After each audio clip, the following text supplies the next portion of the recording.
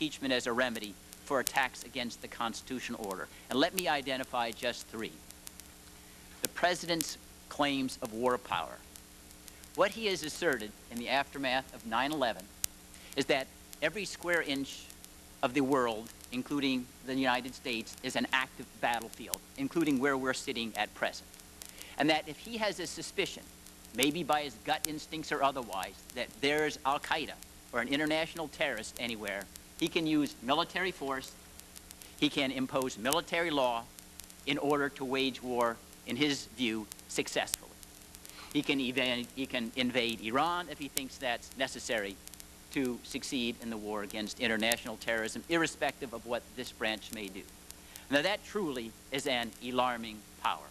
That means that we all have a sword of Damocles over our head, because anytime any president claims that he is fighting international terrorism, he can kidnap, arrest, kill anyone he thinks is an international terrorism. There is no second guessing him. He doesn't go to court and ask for probable cause, because in wartime you shoot first and ask questions later. Now it's true he hasn't asserted that authority in the United States. He shot rockets in Yemen, Macedonia, elsewhere. Not in the United States yet. But we shouldn't have to wait around until we have a coup before we take protective action. I recall in our own colonial history, in 1766, after the British Parliament had repudiated the Stamp Act because we had protested no taxation without representation, they came back with the Declaratory Act saying, by the way, even though we withheld that tax now, we still have power to regulate you in any matter whatsoever. And that fueled the Declaration of Independence. The Founding Fathers didn't say, oh, they haven't asserted the authority yet. Let's wait till the tyranny comes. Now, a second area relates to the rule of law. When the president says he's seeking to gather foreign intelligence, he can flout any restriction that this legislative body has placed in the gathering of foreign intelligence. That is what he did after 9/11. Open and notorious, he's confessed. He decided he would flout the Foreign Intelligence Surveillance Act, which placed limits, very modest ones, on the ability to gather foreign intelligence because of 40 years of disclosed abuses by the Church Committee and other committees of this Congress. He also claimed not only could he violate the Foreign Intelligence Surveillance Act, but any limitation, in his view, any limitation on his ability to gather foreign intelligence was unconstitutional. Thus, you could kidnap, detain in secret prisons, in violation of limitations saying, I'm gathering foreign intelligence. He could open mail. He can burglarize homes, all in the name of gathering foreign intelligence. A frightening power, and he has not renounced that to this day. He's also asserted the right to shield what he has done from review and oversight by this body. And just to give an example, if you remember your history, and I know Liz does because she was here like me in Watergate.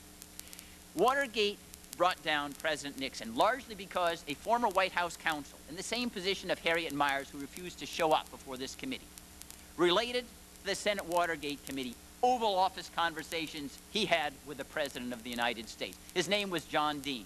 And I remember very vividly the entire nation, including you, Mr. Chairman, had your eyes riveted on his testimony. Oh, it would be wrong to pay off the burglars.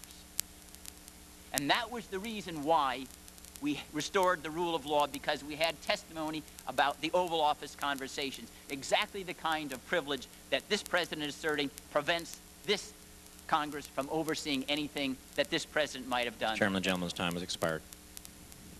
Let me just conclude with deference to Congressman King from a quote by Tacitus, which I think explains the dilemma we confront now.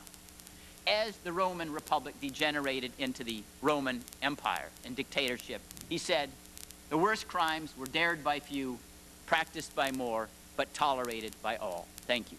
Thank you, Mr. Chair, members of the committee. I'm honored to address you today, and along with millions of others, am pleased that you are considering your solemn responsibility to ascertain and disclose to the American people the nature and scope of egregious abuses of power by the administration. Ascertaining and disclosing the truth about these matters is vital in order to restore the rule of law and the crucial role Congress plays in a system of checks and balances that has been utterly